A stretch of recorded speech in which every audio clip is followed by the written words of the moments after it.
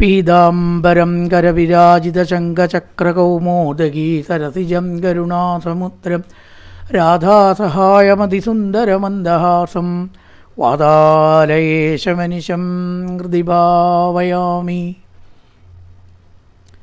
സനാതനധർമ്മ സംഹിതകളിലെ വിജ്ഞാനശകലങ്ങൾ പങ്കുവയ്ക്കാനായുള്ള ചാനലായ നാദശ്രീയിലേക്ക് എല്ലാവർക്കും സ്വാഗതം. ഞാൻ മധുസൂദന വാര്യർ. ഈ ചാനൽ സബ്സ്ക്രൈബ് ചെയ്യാത്തവർ ദയവായി സബ്സ്ക്രൈബ് ചെയ്ത് സഹകരിക്കാൻ വിനീതമായി അപേക്ഷിക്കുന്നു. പ്രിയരെ, കപിലോപദേശത്തിൻ്റെ മറ്റൊരു ഭാഗത്തേക്ക് നമുക്ക് കടക്കാം. കഴിഞ്ഞ ഭാഗത്ത് ധ്യാനയോഗത്തെക്കുറിച്ചാണ് ഭഗവാൻ അമ്മയ്ക്ക് പറഞ്ഞു കൊടുത്തത്. 5 ഭാഗങ്ങളായി. 6ാമത്തെ ഭാഗത്ത് ഭക്തിയോഗത്തിൻ്റെ വിവിധ തരങ്ങളെക്കുറിച്ചാണ് ഭഗവാൻ പറയണത്. ഭക്തിയോഗോ ബഹുവിധോ മാർഗേർ ഭാമിനി ഭാവ്യതേ സ്വഭാവ ഗുണമാർഗേണ പുംസാം ഭാവോ വിഭിദ്യതേ. ജന്മനാ തന്നെ ഉള്ള മനുഷ്യൻ്റെ ഗുണങ്ങൾക്കനുസരിച്ച് ഭക്തിയോഗം പല വിധത്തിലും ഉണ്ടാവും. പലതരത്തിൽ ഉള്ള ഭക്തിയിൽ ഏതാണ് ശ്രേഷ്ഠം എന്നും കൂടി ഭഗവാൻ ഇവിടെ പറയുകയാണ്. പെട്ടെന്ന് തന്നെ ശ്രേഷ്ഠമായിരിക്കുന്ന ഭക്തിയിലേക്ക് നമുക്ക് ഉയരാൻ സാധിക്കില്ലെങ്കിൽ എങ്ങനെയാച്ചാൽ അങ്ങനെ തുടങ്ങുക. എന്നിട്ട് ക്രമേണയെങ്കിലും ഉയർന്ന് ഉത്തമ ഭക്തിയിലേക്ക് ആവണം എന്നാണ് ഭഗവാൻ പറയണത്. അപ്പോൾ ഇവിടെ അഭിസന്ധായ യോ ഹിംസാം ദംഭം മാത്സര്യമേവ സംരംഭി ഭിന്നതൃഗ്ഭാവം മയി കുര്യാത്സ താമസ. താമസത്തിൽ നിന്ന് തുടങ്ങുകയാണ് ഇവിടെ. താമസത്തിൽ നിന്നാണ് തുടങ്ങുന്നത്.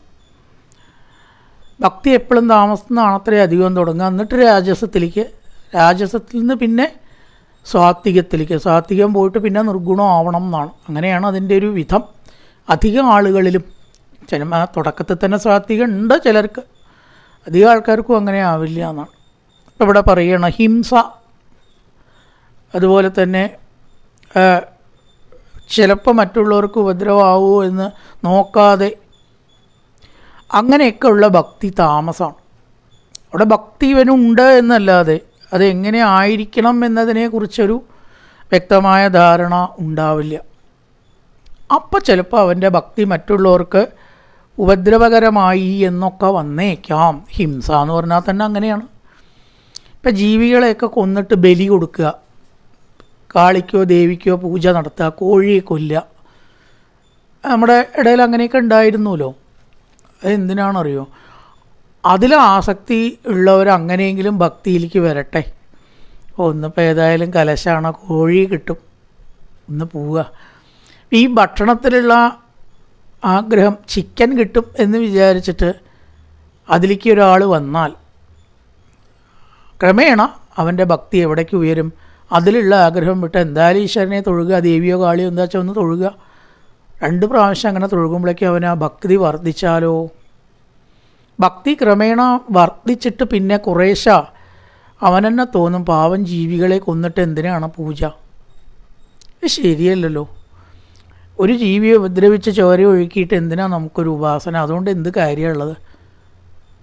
അപ്പോൾ അവർ ചില ആൾക്കാരോടൊക്കെ ആലോചിച്ച് അന്വേഷിച്ച് അതുവരേക്ക് നടന്നു വന്ന കാര്യങ്ങളാണെങ്കിലും അത് അങ്ങനെ വേണം എന്നില്ല എന്ന സത്യം പിന്നീട് അവൻ മനസ്സിലാക്കുകയാണ്. അങ്ങനെ വേണ്ടാന്ന് വയ്ക്കുന്ന എത്രയോ കാര്യങ്ങൾ ലോകത്തിലുണ്ടായിട്ട്. അപ്പോൾ ഇതിനൊരു സംശയം ഇവിടെ വരും, കോഴിയെ കൊല്ലേണ്ടടുത്ത് കോഴിയെ കൊല്ലണ്ടേ? ചില ആൾക്കാർ അങ്ങനെ പറഞ്ഞ് പഠിപ്പിക്കുന്നുണ്ട് ആത്മീയാചാരം. തെറ്റാണത്. ഒരു സംശയവും വേണ്ട, തെറ്റാണ്. അങ്ങനെ പറഞ്ഞ് പഠിപ്പിക്കുകയല്ല വേണ്ടത്. തുടക്കം അവിടെ ആയാലും അതിൽ നിന്ന് അവൻ ഉയരണം എന്നുള്ള ഉദ്ദേശത്തിലാണ് ഇത്തരം ഉപാസനകൾ വെച്ചിരിക്കുന്നത്. അങ്ങനെ മാറ്റിയിട്ടുള്ള അനുഭവങ്ങളുണ്ടോ? ഇഷ്ടംപോലെയുണ്ട്. കോഴിയെ കൊന്ന് തൻ്റെ പരദേവതയ്ക്ക് ബലി കൊടുത്തിരുന്ന പല സ്ഥലത്തും ഇന്ന് ഒരുപാട് സ്ഥലത്ത് ഞാൻ നേരിട്ട് കണ്ട കാര്യമാണ്. അത് മാറ്റിയിട്ട് കുമ്പളങ്ങ മുറിക്കുക. ആ ഒരു ദ്രോഹം കുമ്പളങ്ങ നമ്മൾ മുറിക്കാറുണ്ട്. എന്നിട്ട് കുരുതി ചോരയുടെ സ്ഥാനത്ത് സങ്കല്പിച്ച് കുരുതി അവിടേക്ക് ഒഴുക്കുക. അപ്പോൾ വെട്ടി ചോര ഒഴുക്കി എന്നുള്ള സങ്കല്പം ആവും ചെയ്യും. ആർക്കും അതുകൊണ്ട് ദ്രോഹമില്ല. കുരുതിയാണ്, മഞ്ഞളും ചുണ്ണാമ്പും കൂടി കൂട്ടിയിട്ടുള്ള കുരുതിയാണ് അത് ചോരയ്ക്ക് സമാനമാവുക. ഒരു കാലത്ത് കോഴിയെ കൊന്നാൽ പിന്നെ എങ്ങനെ ആക്കാൻ പാടും. കാരണം അത് കാലത്തിനനുസരിച്ചിട്ട് ബുദ്ധിവികാസം ഉണ്ടായപ്പോൾ ഒരു ജീവിയെ കൊന്നിട്ടൊന്നും ഒരു ദേവിയോ ദേവനോ സന്തോഷിക്കുന്നില്ല. തെറ്റായിട്ടുള്ള കാഴ്ചപ്പാടാണ് എന്ന് വ്യാസൻ തന്നെ പിന്നീടുള്ള ശാസ്ത്രങ്ങളിൽ അത് തിരുത്തി പറഞ്ഞിരിക്കണം. അപ്പോൾ അതാണ് ശരി എന്നുള്ളതുകൊണ്ടല്ലേ തിരുത്തിയേ. ആദ്യം പറഞ്ഞത് തെറ്റാണ്, രണ്ടാമത് പറഞ്ഞത് ശരിയാണെന്ന് തോന്നിയതുകൊണ്ടാണല്ലോ അദ്ദേഹം തിരുത്തിയേ, അല്ലെങ്കിൽ തിരുത്താൻ നിൽക്കുമോ? അപ്പോൾ ആദ്യ കാലഘട്ടത്തിൽ അദ്ദേഹത്തിൻ്റെ ചില കൃതികളിൽ ഇങ്ങനെ ചോരയെ ഒഴുക്കിയിട്ടുള്ള പൂജ പറയുന്നുണ്ട്, ശരിയാണത്. അത് കണ്ടിട്ടാണ് അന്ധമായി അറിവില്ലാത്തവർ ഇന്നും അത് ഫോളോ ചെയ്യണത്. അദ്ദേഹം തന്നെ പിന്നീട് രചിച്ച ഗ്രന്ഥങ്ങളിൽ അത് മാറ്റിയത് ഇവർ അറിയണില്ല, ഇവർ കാണുന്നില്ല. കണ്ടവർ വേണ്ട പോലെ പഠിപ്പിച്ചു കൊടുക്കുന്നുണ്ടോ എന്ന് ചോദിച്ചാൽ അതും സംശയമാണ്. അവരും തെറ്റിദ്ധരിക്കുന്നുണ്ട്. അങ്ങനെ പറഞ്ഞിട്ടുണ്ടല്ലോ, കോഴിയെ കൊല്ലണം, കാളിയെ പൂജിക്കണം, ദേവിയെ പൂജിക്കണം, ആ ഒരു ഉപാസനമൂർത്തിക്ക് അതേ പറ്റൂ നോക്കാം, പിന്നെന്താ ഇത് ചെയ്താൽ കുഴപ്പം, അങ്ങനെ തന്നെ വേണ്ട എന്ന് പണ്ഡിതന്മാരടക്കം പറയണു. കഷ്ടം എന്നേ പറയാനുള്ളൂ, കഷ്ടം എന്നേ പറയാനുള്ളൂ. പിന്നീടുള്ള വ്യാസൻ തിരുത്തിയ ഗ്രന്ഥങ്ങളെക്കുറിച്ചുള്ള യഥാർത്ഥ അറിവ് ഇല്ലാത്തത് കൊണ്ടാണ് ഈ അറിവുള്ളവരടക്കം ഇങ്ങനെ പറയണത്. തെളിവുണ്ട്. ശ്രീമദ് ഭാഗവതത്തിൽ ഭരതനെ കാളിക്ക് ബലി കൊടുക്കാൻ സപ്താഹത്തിൽ 2ാമത്തെ ദിവസമാണ് ആ കഥ വരിക. ക്ഷമിച്ചപ്പോൾ എന്തേണ്ടായി? ഭദ്രകാളി വിഗ്രഹത്തിൽ നിന്ന് ചാടി വന്നിട്ട് ആ പുരോഹിതനെയാണ് വധിച്ചു, ഭരതനെ രക്ഷപ്പെടുത്തുക ചെയ്ത്. അത് ആ കഥ എന്തിനാണ് അവിടെ പറഞ്ഞത്? വ്യാസന് മനസ്സിലായി അങ്ങനെയാണ് കഥ പറയേണ്ടത്, ഇനി ജീവികളെ കൊന്നിട്ട് പൂജ വേണ്ട ഈ ലോകത്തിൽ. അപ്പം തൻ്റെ പഴയ പ്രമാണത്തെ താൻ തന്നെ തിരുത്തിയിരിക്കുന്നു. ഭാഗവതം സത്യമല്ല എന്ന് പറയാൻ പറ്റുമോ ആർക്കെങ്കിലും? അങ്ങോട്ട് പറയട്ടെ, തെളിയിച്ചു കൊടുക്കാം ഭാഗവതം സത്യമാണെന്ന്, എന്ന് സാധിക്കും. അപ്പോൾ ജീവിയെ കൊല്ലണ്ടെന്ന് പറഞ്ഞിട്ടുണ്ട്. പിന്നെ എവിടെ പറഞ്ഞിട്ടുണ്ട്? പിന്നെ ഏകാദശത്തിൽ പറഞ്ഞിട്ടുണ്ട്, ജീവികളെ കൊന്നിട്ട് ഒരു പൂജ ഞാൻ സ്വീകരിക്കുന്നതല്ല ഉദ്ധവ. യജന്തി അവിധിപൂർവകം, വിധിപ്രകാരമല്ല അത്തരം പൂജകൾ. ജീവികളെ കൊന്നിട്ടും ചോര ഒഴുക്കിയിട്ടുമുള്ള പൂജകൾ വിധിപ്രകാരമല്ലാത്തതിനാൽ അത് താമസഭക്തിയാണ്. അത് ആദ്യഘട്ടത്തിൽ അതിൽ നിന്ന് ഉയർന്ന സാത്വിക ഭക്തിയിലേക്ക് എത്താൻ വേണ്ടി അങ്ങനെ ഒരു ക്രമം വെച്ചു. വേദത്തിൽ പറഞ്ഞിട്ടുള്ളതൊന്നും തന്നെ കുതിരയെ കൊല്ലുക, പശുവിനെ കൊല്ലുക, ഈ 2 അശ്വമേധയാഗം, വാജിപേയം യാഗം എന്ന് 2 ഉണ്ട്. വാജിപേയം കുതിരയെ കൊല്ലുക, അശ്വമേധം കുതിരയെ കൊല്ലുക, വാജിപേയം ഇങ്ങനെ 2 കൊല്ലുകയാണല്ലോ. അശ്വം എന്ന് പറഞ്ഞാൽ കുതിര. ഈ വാജപേയം ഇതിലൊക്കെ പറഞ്ഞിട്ടുള്ളത് മൃഗങ്ങളെ കൊല്ലാനല്ല, മൃഗങ്ങളെ കൊല്ലുക എന്നുള്ള അർത്ഥത്തിലല്ല പറഞ്ഞിരിക്കണം, മറിച്ച് മനസ്സാകുന്ന കുതിരയാണ് നിയന്ത്രിക്കാൻ പറഞ്ഞത്. അത് നല്ല ചാട്ടം ചാടുമില്ലേ? ഇവിടെ ഇരിക്കുമ്പോൾ തന്നെ അമേരിക്കയിലേക്കും ലണ്ടനിലൊക്കെ എത്തുക, ആ മനസ്സിനെ നിയന്ത്രിക്കുകയാണ് അശ്വമേധവും അങ്ങനെയുള്ള യാഗങ്ങളൊക്കെ പറഞ്ഞിരിക്കുന്നത്. അജമേധം എന്ന് പറഞ്ഞാൽ എന്താ? ആടിനെ കൊല്ലുക എന്നാൽ മനസ്സിലാക്കി. പാവം ആടിനെ കൊല്ലുക. എത്ര ആടിനെ കൊന്നുണ്ടറിയോ? എത്ര യാഗത്തിൽ ഇവിടെ എത്ര ആടിനെ കൊന്നുണ്ടെന്ന് വെച്ചാൽ അനവധി ആടുകളെ കശാപ്പ് ചെയ്തിട്ട് യാഗം നടത്തി. പിന്നെയാണ് അവർ മനസ്സിലാക്കി ഇതല്ല പറഞ്ഞിരിക്കുന്നത്. ഇവിടെ മനസ്സാകുന്ന ആടിനെയാണ് നിയന്ത്രിക്കാൻ പറഞ്ഞത്. കൊല്ലുക എന്ന് പറഞ്ഞാൽ ഇല്ലാണ്ടേക്കുക, കൊല്ലലല്ല. എന്താ മനസ്സും ആടും തമ്മിലുള്ള ബന്ധം? ആടൊരൊറ്റ ശബ്ദമേ പുറപ്പെടുവിക്കുള്ളൂ. എന്താ? May may may. നമ്മുടെ മനസ്സുകൊണ്ട് അത്ര ഇങ്ങനെ മേ മേ. സംസ്കൃതത്തിൽ മേ എന്ന് പറഞ്ഞാൽ എൻ്റെ, എനിക്ക്, എൻ്റെ, എനിക്ക് എന്നാണ് അർത്ഥം. രണ്ടും ആവാം ഇല്ലേ? ഗൃഹായ may may, പശവശ്ച may may, ക്ഷേത്രശ്ച may may, പുത്രാശ്ച may may. എൻ്റെ ഭാര്യ, എൻ്റെ മക്കൾ, എൻ്റെ കൃഷിസ്ഥലം, എൻ്റെ ധനം, ഇതിങ്ങനെ പിടിച്ചു വയ്ക്കുക. എൻ്റെ എൻ്റെ എൻ്റെ എൻ്റെ. ആ ആടിനെ കൊല്ലാനാണ് പറഞ്ഞത്. അല്ലാണ്ട് പാവപ്പെട്ട ജീവിയെ, ആടിനെ, ആട് സാധു ജീവിയാണ്, അതിനെ കൊല്ലാൻ പറഞ്ഞിട്ടില്ല. എത്ര ആടിനെ ഇവിടെ കൊന്നു? എന്നിട്ട് വല്ലതും ഉണ്ടായോ പുരോഗതി? അപ്പോൾ ആജമേധം, വാജപേയം മുതലായ ജീവികളെ കൊന്നിട്ടുള്ളതായ യാഗം യഥാർത്ഥത്തിൽ അതല്ല അമ്മേ അർത്ഥം. അത് ജനങ്ങൾ തെറ്റിദ്ധരിച്ചിട്ടാണ് ചെയ്തത്. മനസ്സിനെ നിയന്ത്രിക്കലാണ്. അപ്പം ഇങ്ങനെ പാടില്ല എന്ന് പുരഞ്ജനോപാഖ്യാനത്തിലൊക്കെ ഭഗവാൻ വ്യക്തമാക്കിയിട്ടുണ്ട് ഈ ഭാഗവതത്തിൽ വ്യാസൻ. ഇല്ലേ? പ്രാചീന ബർഹിസ് എന്ന് പറഞ്ഞിട്ടുള്ള രാജാവ് അനവധി മൃഗങ്ങളെ കൊന്നു. ഒടുവിൽ യാതൊരു സമാധാനവും ഉണ്ടായില്ല. അനവധി യാഗങ്ങൾ അദ്ദേഹം മൃഗങ്ങളെ കൊന്ന് നടത്തി. നാരദനോട് തത്വോപദേശം സ്വീകരിച്ചിട്ടാണ് സമാധാനം ഉണ്ടായത്. ഈ കൊല്ലൽ ആദ്യം നിർത്താൻ പറഞ്ഞു നാരദൻ. എന്നാലേ ഞാൻ അങ്ങേക്ക് പറഞ്ഞു തരുള്ളൂ പറഞ്ഞു. നിർത്തി, സമാധാനം കിട്ടി. ഇപ്പം എവിടെയൊക്കെ ഭാഗവത്തിൽ പറയുന്നുണ്ട്, പല ദിക്കിലും പറയുന്നുണ്ട്. ദേവീ മഹാത്മ്യത്തിലൊക്കെ കൊല്ലാനും പറയുന്നുണ്ട് കേട്ടോ. അത് പണ്ടുണ്ടാക്കിയതാണ്. അപ്പം അതുകൊണ്ട് ജീവികളെ കൊന്നുകൊണ്ടും മറ്റൊരാൾക്ക് ഉപദ്രവമായിക്കൊണ്ടുമുള്ള ഉപാസന താമസ ഭക്തിയാണ്. അത് അതിൽ തന്നെ നിൽക്കാനല്ല, അതിൽ നിന്ന് ഉയരാനാണ് അമ്മേ പറഞ്ഞിരിക്കുന്നത്. സംരംഭി ഭിന്നദൃഗ്ഭാവം മയി കുര്യാത്സ താമസ. ഇനി ഏതാണ് രാജസം? വിഷയാനഭിസന്ധായ യശ ഐശ്വര്യമേവ അർച്ചാദാവർച്ചേത്യോമാം പൃഥഗ്ഭാവസ്സ രാജസ. ഭഗവാൻ ഒറ്റൊന്നേ ഉള്ളൂ എന്ന സത്യം മനസ്സിലാക്കാതെ പലതിനെ പലതായി കണ്ട് വിഗ്രഹത്തിൽ മാത്രം ഈശ്വരന് പരമപ്രാധാന്യം കൊടുത്ത് ഭജിക്കുന്ന ഭക്തി രാജസാണ്. അയ്യോ, ഞാൻ എല്ലാ വെള്ളിയാഴ്ചയും ആ കാവിൽ പോവാറുള്ളതാണല്ലോ, കഷ്ടകാലം തന്നെയാണ് മുടങ്ങിയത്. അങ്ങനെയൊന്നുമില്ല. വെള്ളിയാഴ്ച പോയില്ലെങ്കിൽ ശനിയാഴ്ച ദേവി അവിടെ ഇല്ലേ, വ്യാഴാഴ്ച ദേവി അവിടെ ഇല്ലേ. അപ്പം ഇങ്ങനെ നമ്മുടെ ആ ഉപാസനയെ വല്ലാതെയൊക്കെ ഒരു കർക്കശ രീതിയിൽ കണ്ട് ഈ ദേവി വേറെ, ആ ദേവി വേറെ, ആ ദേവൻ വേറെ പ്രകാരം ബഹുത്വഭാവം കൈക്കൊണ്ട് എല്ലാ ദേവീദേവന്മാരും വേറെയാണ് എന്നുള്ള തെറ്റായ ഭാവം ഇതൊക്കെ ഒന്നല്ലേ സത്യത്തിൽ. അത് മനസ്സിലാക്കാത്ത ഭക്തിക്കാണ് അമ്മേ രാജസഭക്തി എന്ന് പറയാം. ഇത് രാജസഭക്തിയാണ്. എല്ലാം ഒന്നാണെന്നുള്ള സത്യം ഇവനെ അറിയണില്ല. അങ്ങനെ വേറെ വേറെ കണ്ട് വിഗ്രഹത്തിൽ പരമപ്രാധാന്യം കൊടുക്കുക. വിഗ്രഹാരാധന മുഴുവൻ തെറ്റാണെന്നല്ല ഇവിടെ പറയണത്. പക്ഷേ വിഗ്രഹത്തിൽ മാത്രമേ ഉള്ളൂ ഭഗവാൻ എന്ന് ധരിക്കുമ്പോഴാണ് അബദ്ധം വരുന്നത്. എന്തിനാണ് വിഗ്രഹത്തിൽ ഭജിക്കണം? അത് മനസ്സിലാക്കി ഭജിച്ചാൽ അതുകൊണ്ട് ഗുണമുണ്ട്. എങ്ങനെ വിഗ്രഹത്തിൽ ഭഗവാനെ പൂജിക്കണം? എന്തിനാണ് പൂജിക്കണത്? എല്ലാ സ്ഥലത്തുമുള്ള ഈശ്വരനെ അറിയാൻ വേണ്ടിയിട്ടാണ്. തൻ്റെ മനസ്സിലും തൻ്റെ ശരീരത്തിൻ്റെ ഉള്ളിൽ അന്തര്യാമിയായും പ്രപഞ്ചം മുഴുവനെയും തൻ്റെ വീട്ടിലല്ലാത്തടത്തും ഒക്കെ ഉള്ള ഈശ്വരനെ അറിയാൻ ഞാൻ വിഗ്രഹത്തിൽ പൂജിക്കണം. കുഴപ്പമില്ല. അപ്പോൾ വിഗ്രഹത്തിൽ പൂജിക്കൽ ഒരു മാർഗം മാത്രമാണ്. അവിടെയാണ് മനസ്സിലാക്കേണ്ടത്, ലക്ഷ്യമല്ല. വിഗ്രഹം ഒരു മാർഗം മാത്രമാണ്. അവിടെ തന്നെ നിൽക്കരുത്, എന്നാൽ ഉയർച്ച ഉണ്ടാവില്ല. തൊഴുതുകൊണ്ട് തെറ്റില്ല. പക്ഷേ എന്തിനു തൊഴുകണം? നമ്മുടെ മനസ്സിലുള്ള ഈശ്വരനെ കാണാൻ അതും കൂടി ഒരു മാർഗമാവട്ടെ, സഹായം ആവട്ടെ, അത്രയേ ഉള്ളൂ. അങ്ങനെ വിചാരിച്ചാൽ വിഗ്രഹാരാധന തെറ്റല്ല.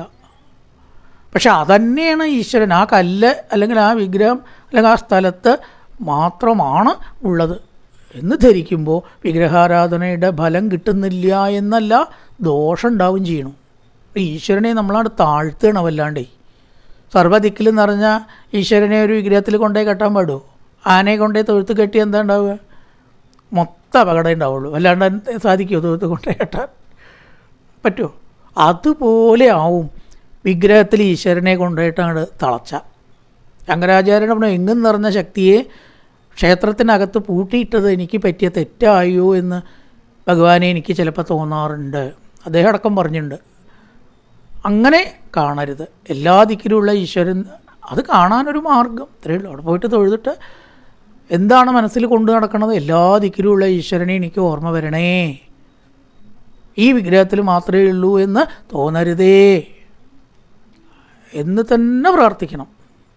ഇവിടെ മാത്രമേ ഉള്ളൂ എന്ന് തോന്നരുതേ ഭഗവാനെ, അതിനായിക്കൊണ്ട് ഞാൻ ഈ വിഗ്രഹത്തിൽ തൊഴുകണു. തെറ്റില്ല. അപ്പം അത് രാജസാണ്. വിഗ്രഹത്തിന് പ്രാധാന്യം കൊടുക്കുക, പൂജയ്ക്ക് പ്രാധാന്യം കൊടുക്കുക. പൂജാദികൾ വിഗ്രഹം വയ്ക്കുമ്പോൾ അവിടെ നടക്കണമെന്നല്ലാണ്ട് ആ പൂജ കൊണ്ടാണോ ഈശ്വരൻ സന്തോഷിക്കണം? നമ്മൾ കൊടുക്കണ നേദ്യം ഭഗവാന് വേണോ? നമ്മൾ ഇത്ര പൈസ കൊടുത്തു, ഇന്ന കാര്യം സാധിച്ചാൽ 108 റുപ്യ കൊടുക്കുക, എത്ര സാധിച്ചാൽ 1001 ആക്കാം. എന്താ കണക്ക്, ടേബിൾ ഉണ്ടാക്കുക, ഉദ്യോഗം കിട്ടുകയാണെന്ന് വെച്ചാൽ തുലാഭാരം തന്നെ ആയിക്കളയും, കല്യാണം കഴിച്ചാൽ മംഗല്യത്താലി ആയിക്കളയും. ഇങ്ങനെയൊന്നും ഭഗവാനോട് ടേബിൾ ഉണ്ടാക്കിയിട്ട് വഴിപാട് കൊടുക്കരുത്. അത് രാജസഭക്തിയാണ്. കാര്യം സാധിക്കണേ ഭഗവാനെ, ഉദ്യോഗം ഇല്ലാണ്ടിരിക്കേണ്ട ഗതി വരരുതേ, ഉദ്യോഗം കിട്ടിയേ എന്താ അപ്പം തോന്നിയാച്ചാൽ അതാണ് ചെയ്യുക. അതൊക്കെ ഒരു അന്നദാനം കൊടുക്കാൻ വേണ്ടിയിട്ട് ഒരു രക്ഷ കൊടുക്കാൻ തോന്നിയാൽ കൊടുത്തോളൂ, ആരാ വേണ്ട പറയണം, നല്ലതാണ്.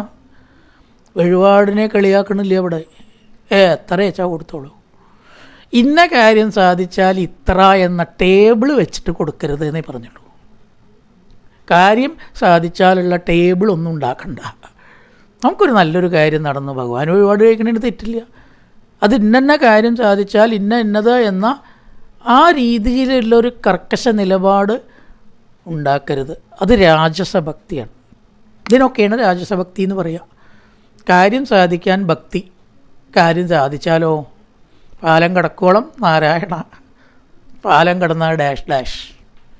അതിനാണ് എന്ത് പറയുക, രാജസഭക്തി. പലതരത്തിലും പറയാം, അതങ്ങനെ പലതും പറയണത്. അതൊക്കെ രാജസഭക്തിയുടെ ലക്ഷണങ്ങളാണ്. അപ്പോൾ ഏതാണ് സാത്വികം? ഇവിടെ പറയണ കർമ്മനിർഹാരമുദ്ദിശ്യ പരസ്മിൻ വാ തദർപ്പണം യജേത് എട്ടവ്യം ഇതി വാ പൃഥഗ്ഭാവസ്സ സാത്വിക. അമ്മേ, ആരെയും ഉപദ്രവിക്കാതെ എല്ലാ ദിക്കിലും നിറഞ്ഞതാണ് ഈശ്വരൻ എന്ന ഭാവേന നാമജപ സങ്കീർത്തനാദികളിൽ കൂടിയിട്ട് എവിടെയും തൻ്റെ ഉള്ളിലും ഉണ്ട് ഭഗവാൻ.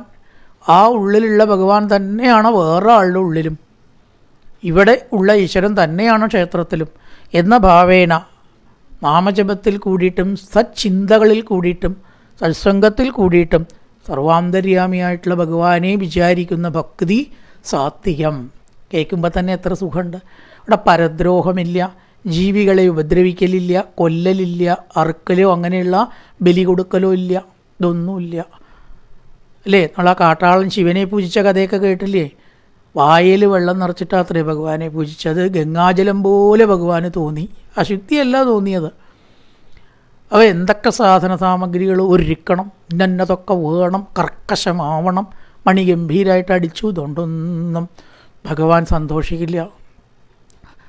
ഭക്തി എവിടെയുണ്ടോ അത് ഭഗവാൻ അങ്ങ് സമർപ്പിച്ച് മിണ്ടാതിരുന്ന് നോക്കൂ, അവിടെയാണ് ഭഗവാൻ ഉണ്ടാവുക. അതുകൊണ്ട് ഒക്കെ ഈശ്വരമയമാണ് പ്രപഞ്ചം. തൻ്റെ മനസ്സിലുള്ളതും ആ ഭഗവാൻ തന്നെയാണ്. മര്യാദയ്ക്കൊന്ന് വിളിച്ചാൽ മതി, കൃഷ്ണാന് നെഞ്ഞത്ത് കൈ വെച്ച് 2 തുള്ളി കണ്ണുനീര് വീഴ്ത്തിയിട്ടാണ്ട് വിളിച്ചാൽ അവിടെ ഭഗവാന് വരാതിരിക്കാൻ കഴിയില്ല. എൻ്റെ ഭഗവാൻ എൻ്റെ കൂടെ ഉണ്ടാവും. അല്ലെങ്കിൽ അത് ഭഗവാന്റെ തെറ്റല്ല, അപ്പോഴും ഭക്തൻ സമ്മതിക്കില്ല, അത് എൻ്റെ തെറ്റാണ്. ഞാൻ പാപം ചെയ്തിട്ടുണ്ട്, ഭഗവാനെ കുറ്റം പറയാൻ പറ്റാതെ ഞാൻ അനുഭവിക്കേണ്ടതുകൊണ്ടാണ് ഭഗവാൻ എന്നെ സഹായിക്കാത്തത്. എന്നാലും ഞാൻ എൻ്റെ ഭഗവാനെ കുറ്റം പറയില്ല. കരുണാമയവനായിട്ടുള്ള ഭഗവാൻ അങ്ങനെ അനുഗ്രഹിക്കാതിരിക്കാൻ കാരണമുണ്ടാവും, എൻ്റെ തെറ്റാണത്. അങ്ങനെ കാണുന്ന ഭക്തിയാണ് അമ്മേ സാത്വികമായിട്ടുള്ള ഭക്തി. ഒരു കാരണവശാലും ഭഗവാനെ കുറ്റം പറയില്ല. ഒരുപാട് നിർഭാഗ്യങ്ങൾ അവനെ പിന്തുടർന്നാലും അവൻ കുറ്റം പറയില്ല. 10 പൈസ കയ്യിലില്ലെങ്കിലും അവൻ ഭഗവാനെ കുറ്റം പറയില്ല. കാരണം അതെനിക്ക് അനുഭവിക്കാനുള്ള കർമ്മമാണ്. ഭഗവാൻ ചെയ്യാൻ വൃത്തിയില്ല, കഴിവില്ലാഞ്ഞിട്ടല്ല, എന്നോട് കാരുണ്യം ഇല്ലാഞ്ഞിട്ടുമല്ല. ഞാൻ വിചാരിക്കണില്ല അങ്ങനെ, എൻ്റെ യോഗം, അതിനെന്തിനാ ഭഗവാനെ കുറ്റം പറയണം? അങ്ങനെ വിചാരിക്കുന്ന ഭക്തൻ സാത്വികനാണമ്മേ. എല്ലാ ദിക്കിലും നിറഞ്ഞിട്ടുള്ള ഈശ്വരശക്തിയെ കാണാൻ വേണ്ടിയിട്ട് ഇല്ലേ വിസ്തരിച്ചിട്ടുള്ള പൂജാധികാര്യങ്ങളൊന്നും കൂടാതെ മറ്റൊരാൾക്ക് ഉപദ്രവം ഒരിക്കലും ഉണ്ടാക്കരുത്. അങ്ങനെ വന്നാൽ ആ ഭക്തിയുടെ രൂപം മാറ്റുക, ഭക്തി മാറ്റണ്ട. ഇത് പറയുമ്പോൾ ഞാൻ ഒരു കാര്യം പറയും. ഇപ്പോൾ എല്ലാ ദിക്കിലും ഉണ്ട് ഒരു അഖണ്ഡഭജന, രാത്രി അടക്കം വലിയ ലൗഡ് സ്പീക്കർ വെച്ചിട്ട് മണ്ഡലകാലത്തൊരു അഖണ്ഡഭജന, അല്ലേ? തെറ്റാണത്. എന്താണ് കാരണം? ഒരു ശാസ്ത്രത്തിലും അഖണ്ഡ ഭജനയോ അഖണ്ഡ നാമോ പറഞ്ഞിട്ടില്ല. ശാസ്ത്രവിധി ഉള്ളതല്ല അത്. അതല്ല, നമ്മുടെ എല്ലാ കാര്യങ്ങളും പകലാണ് ചെയ്യേണ്ടത്. സാത്വികന്മാർ പകലാണ് ചെയ്യുക. രാത്രി ചെയ്യേണ്ടതിലെ ഉപാസന കണ്ടത് താമസവും അതിഘോരമൊക്കെയാണ്. നൂൽബന്ധം ഇല്ലാണ്ട് നിന്ന് ശ്മശാനത്തിൽ പോയിട്ട് ജപിക്കേണ്ട ഒക്കെ ഉണ്ട് നമുക്ക്. ഒക്കെ നീച ഉപാസനകളാണ്. സാത്വികമായിട്ടുള്ള ഒരു ഉപാസനയും രാത്രി പറഞ്ഞിട്ടേ ഇല്ല. സൂര്യാസ്തമയത്തോട് കൂടിയിട്ട് ഉദയാസ്തമന പൂജ കഴിഞ്ഞാൽ ക്ഷേത്രം അടക്കിയാണ്. പിന്നെ കൊട്ടിപ്പാടി അഖണ്ഡനാമം പാടിയ തെറ്റാണ്. ദേവതകൾക്ക് ഉറങ്ങണം വേണ്ടേ? നമ്മളെപ്പോലെ ദേവതകൾക്ക് ഭക്ഷണം കഴിക്കണതാണ് നേദ്യം, കുളിക്കണം അതാണ് അഭിഷേകം, അലങ്കാരം വേണം അതാണ് ചാർത്തന തമാലാദികൾ കാര്യങ്ങളൊക്കെ. അപ്പോൾ അവർക്ക് ഉറക്കം വേണ്ടേ? ഇതൊക്കെ വേണമെച്ചാൽ ഉറക്കം വേണം. അപ്പോൾ അവിടെ തടസ്സം ഉണ്ടാക്കില്ലേ രാത്രി ഭജിച്ചാൽ ചെയ്യണത്? അവിടെ ഒരു കാരണവശാലും രാത്രിയുള്ള ഭജനം സാത്വികമല്ല. ലൗഡ് സ്പീക്കർ വെച്ചാൽ പരോപദ്രവമായി. നിർബന്ധമുള്ളവർ എവിടെയെങ്കിലും പോയിരുന്നിട്ട് ചെല്ലുക, അമ്പലത്തിൽ വേണ്ട, മൈക്ക് വയ്ക്കാതെ ചെല്ലിക്കോളൂ. വേണമെന്ന് നിർബന്ധം തോന്നുക വെച്ചാൽ മൈക്ക് വെച്ചാൽ പരോപദ്രവമാണ്. രാത്രി ഉറങ്ങണ്ടേ? ഉറങ്ങേണ്ടവർക്ക് ശല്യം ചെയ്ത് രാജ്യം മുഴുവനെ കേൾപ്പിച്ച് രാത്രിയൊക്കെ നാമം ചെല്ലേണ്ട കാര്യം എന്താ? ഇതൊരു ശാസ്ത്രത്തിലും പറഞ്ഞിട്ടില്ല. പണ്ട് കാലത്ത് കേട്ടിട്ടുള്ള ഒരേ ഒരു അഖണ്ഡ ഭജന ഹരേ രാമ രാമ രാമ ഹരേ ഹരേ എന്ന് ചില ആൾക്കാർ വീട്ടിൽ ചെയ്യാൻ പറഞ്ഞു കൊടുക്കും. വീട്ടിൽ, അമ്പലത്തിലല്ല. അത് കണ്ടിട്ടുണ്ട് ഞാൻ. അതീവ ദുർലഭം. 24 മണിക്കൂർ ഈ ഹരേ രാമ ചൊല്ലി അങ്ങനെ ഒരു സംഗതി നടത്താൻ പലർക്കും പറ്റില്ല. ഞാൻ ഒന്ന് വീട്ടിൽ കണ്ടിട്ടുണ്ട്. ഞാൻ ഒരാൾ പറഞ്ഞതാണ് അഖണ്ഡനാമം ചൊല്ലും. അത് പിന്നെയും മൈക്കില്ല, മൈക്ക് വയ്ക്കാൻ പാടില്ല, പരോപദ്രവമാണത്. അങ്ങനെ വേണമെങ്കിൽ ചെല്ലാം. ലൗഡ് സ്പീക്കർ വെക്കാതെ വീട്ടിൽ ചെയ്യാം. ക്ഷേത്രത്തിൽ തെറ്റാണ്. ക്ഷേത്രത്തിൽ ഉപാസനാമൂർത്തിക്ക് ഉറങ്ങണം. രാത്രി അത്താഴപൂജ കഴിഞ്ഞ് നട അടച്ചാൽ ഒരു ശബ്ദം അവിടെ ഉണ്ടാക്കാൻ പറ്റും. ഭദ്രകാളിയുടെ ഭൂതഗണങ്ങളുണ്ടാവും, ശിവൻ്റെ ഭൂതഗണങ്ങളുണ്ടാവും, വിഷ്ണുവിൻ്റെ വിശ്വക്സേനൻ മുതലായിട്ടുള്ളവരുണ്ടാവും. അവിടെയൊക്കെ അവർ നടക്കും രാത്രി. ചില ആൾക്കാരെ ശപിക്കും, ചില ആൾക്കാരെ ഉപദ്രവിക്കും, ചില ആൾക്കാരെ ബോധം കെടുത്തി വീഴ്ത്തുന്നൊക്കെ പറയുക. അതുകൊണ്ട് അവിടെ ഒന്നും അഖണ്ഡവചന 6 മണി കഴിഞ്ഞാൽ, അസ്തമയം കഴിഞ്ഞാൽ ഒന്നും ക്ഷേത്രത്തിൽ അങ്ങനത്തെ കാര്യങ്ങൾ പാടില്ല. 6 മണി കഴിഞ്ഞാൽ ദീപാരാധന, ദീപാരാധന കഴിഞ്ഞാൽ താഴപൂജ, താഴപൂജ കഴിഞ്ഞാൽ നട അടയ്ക്കുക. അതൊക്കെ താമസ ആരാധനയാണ്. ഉദാഹരണം പറഞ്ഞു എന്നേ ഉള്ളൂ. ഇപ്പം മറ്റൊരാൾക്ക് ഉപദ്രവം ഉണ്ടാവുക, ശാസ്ത്രവിധിയിൽ ഇല്ലാത്തതൊക്കെ താമസമാവും. അപ്പോൾ അതൊന്നുമില്ലാതെ സാത്വികമായിട്ട് എല്ലാ ദിക്കിലും നിറഞ്ഞ ഈശ്വരനെ നമ്മുടെ മനസ്സിൽ കാണാനായി കൊണ്ട് ഉപാസിക്കുക. പകൽ കഴിയുന്നത്, രാത്രി ഒന്നും വേണ്ട, പകൽ മാത്രമുള്ള ഉപാസനകളാണ് സാത്വികം. ഭഗവാൻ എല്ലാ ദിക്കിലും ഉണ്ട്. എങ്ങനെ വന്നാലും ഭഗവാനെ കുറ്റം പറയില്ല. ദുഃഖം വന്നാലും തന്നോളൂ. സന്തോഷമായിട്ട് ഭഗവാൻ തന്ന പ്രസാദമായിട്ട് ആ ദുഃഖത്തെ സ്വീകരിക്കാൻ കഴിയണം. ഒരാൾ അപമാനിച്ചോ അത് ഭഗവാന്റെ പ്രസാദമായിട്ട് എടുക്കണം. ഒരാൾ ബഹുമാനിച്ചോ അത് ഭഗവാന്റെ പ്രസാദമായിട്ട് എടുക്കുക. അപ്പം തൻ്റെ കർമ്മമാണ് തനിക്ക് ദുഃഖം തരുന്നതല്ലാണ്ട് ഭഗവാനല്ല എന്നുള്ള ഭാവേന ആ ഈശ്വരഭാവത്തിൽ അങ്ങനെ വർത്തിച്ച് നടക്കാൻ കഴിയുക. ഏതൊരു ആളെയും പരദൂഷണം ചെയ്ത് ഉപദ്രവിക്കാതിരിക്കുക. സർവ്വജീവജാലങ്ങളിലും ഈശ്വരഭാവത്തെ തന്നെ കാണുക. തന്നിൽ നിന്ന് അന്യമായിട്ട് വേറൊന്നും കാണാതിരിക്കുക. ഇങ്ങനെയൊക്കെ ആവുമ്പോൾ ഭക്തി സാത്വികമാണ് അമ്മേ. ആ സാത്വിക ഭക്തിയിലേക്ക് ഉയരുകയാണ് വേണ്ടത്. അങ്ങനെ വരുമ്പോൾ നമുക്ക് കാറ്റ് വീശുന്നതും അഗ്നിക്ക് ചൂടുണ്ടാവുന്നതും ഭൂമി തിരിയുന്നതും സൂര്യൻ ഉദിക്കുന്നതും എല്ലാം ഭഗവാന്റെ വിലാസങ്ങളായിട്ട് കാണാൻ ഭക്തന് കഴിയും. ദുഷ്ടന്മാരെ കണ്ടാൽ അതും ഭഗവാന്റെ സൃഷ്ടിയാണെന്ന് കാണാം. അതിൽ പരിഭ്രമൊന്നുമില്ല. അവരുടെ കൂടെ കൂടണ്ടെന്ന് മാത്രം. കുറേ തിന്മകൾ കണ്ടാൽ അപ്പോഴും തൊഴുക. അത് ആരുണ്ടാക്കിയതാണ്? നമ്മളുണ്ടാക്കിയതല്ല, ഈശ്വരൻ ഉണ്ടാക്കിയതാണ്. അവരും പരിഭ്രമിക്കുന്നില്ല. ഇങ്ങനെയാണ് സാത്വികമായിട്ടുള്ള ഭക്തി. നിർഗുണമായിട്ടുള്ള ഭക്തി ഇത് മൂന്നിനും മീതെയാണ്. അവിടെ താനും ഭഗവാനും രണ്ടല്ല. ഭജനം തന്നെ വേണ്ട. ശ്രീരാമകൃഷ്ണ പരമഹംസരോടൊരു സന്ധ്യാവന്ദനം, സന്ധ്യയ്ക്ക് പ്രത്യേകത ഉണ്ടോ ചോദിച്ചു. ഭക്തനെ സംബന്ധിച്ച് എപ്പോഴാണ് സന്ധ്യ അല്ലാത്തത് ചോദിച്ചു. കാരണം അവൻ്റെ മനസ്സിൽ എപ്പോഴും ഈശ്വരനാകുന്ന സൂര്യൻ പ്രകാശിക്കുകയാണ്. സൂര്യൻ പ്രകാശിച്ച പിന്നെ സന്ധ്യ ഉണ്ടോ? സൂര്യൻ മങ്ങിയാലല്ലേ സന്ധ്യ ഉണ്ടാവുക. അപ്പോൾ ഈശ്വരനാകുന്ന സൂര്യൻ പ്രകാശിച്ചാൽ അവിടെ സന്ധ്യയില്ല, പ്രഭാതവും ഇല്ല, രാത്രിയില്ല. അവനെപ്പോഴാണ് സന്ധ്യ? എപ്പോഴും സന്ധ്യ തന്നെയാണ്. അങ്ങനെ അതീതമായിട്ട് വളരുമ്പോൾ ഭക്തിക്ക് നിർഗുണത്വം ഉണ്ടാവും. ഈ പ്രപഞ്ചം മുഴുവനും ഈശ്വരൻ്റെ സങ്കല്പമാണ്. കാറ്റ് വീശുന്നതും ഭൂമി തിരിയുന്നതും മഴ പെയ്യുന്നതും അഗ്നിക്ക് ചൂടുണ്ടാവുന്നതും വെള്ളത്തിന് വെള്ളത്തിൻ്റെ ഗുണം ഉണ്ടാവുന്നതും എല്ലാം പുഷ്പങ്ങൾ പുഷ്പിക്കുന്നതും ഈശ്വരവിലാസമായിട്ട്. തിന്മകളെ കണ്ടാൽ അതും ഈശ്വരൻ്റെ സങ്കല്പമായിട്ട് കണ്ട് ആ ഭക്തൻ യാതൊന്നിലും പരാതി പറയുകയോ ഭേദബുദ്ധി ഉണ്ടാവുകയോ ചെയ്യുന്നില്ല. അതാണ് അമ്മേ നിർഗുണമായിട്ടുള്ള ഭക്തി. അതിലേക്ക് എത്തിയാൽ പിന്നെ ഭക്തനും ഞാനും രണ്ടല്ല എന്ന് പറഞ്ഞു കൊടുക്കുകയാണ് ആ ഭക്തിയിലേക്ക് എത്താൻ. അതിനുശേഷം ഭക്തി ഇല്ലാത്തവരുടെ അവസ്ഥയും കൂടി പറഞ്ഞിട്ടാണ് കപിലോപദേശം അവസാനിക്കുന്നത്. അപ്പോൾ ഒരു ഭാഗം കൂടി നമുക്കുണ്ട്. അത് ഭക്തി ഇല്ലാത്തവരുടെ അവസ്ഥ വർണ്ണിക്കാനാണത്. മറ്റൊരു ഭാഗത്തിലാവാം. കായേന വാചാ മനസേന്ദ്രിയൈർവാ ബുദ്ധ്യാത്മനാ വാ പ്രകൃതേ സ്വഭാവാൻ കരോതി യദ്യസകലം പരസ്മൈ നാരായണായേതി സമർപ്പയാമി. ഓം പൂർണ്ണമദ പൂർണ്ണമിദം പൂർണ്ണാത് പൂർണ്ണമുദച്യതേ പൂർണ്ണസ്യ പൂർണ്ണമാദായ പൂർണ്ണമേവാവശിഷ്യതേ. ഓം ശാന്തി ശാന്തി ശാന്തി. ഹരി ഓം ശ്രീ ഗുരുഭ്യോ നമഃ. ഹരി ഓം.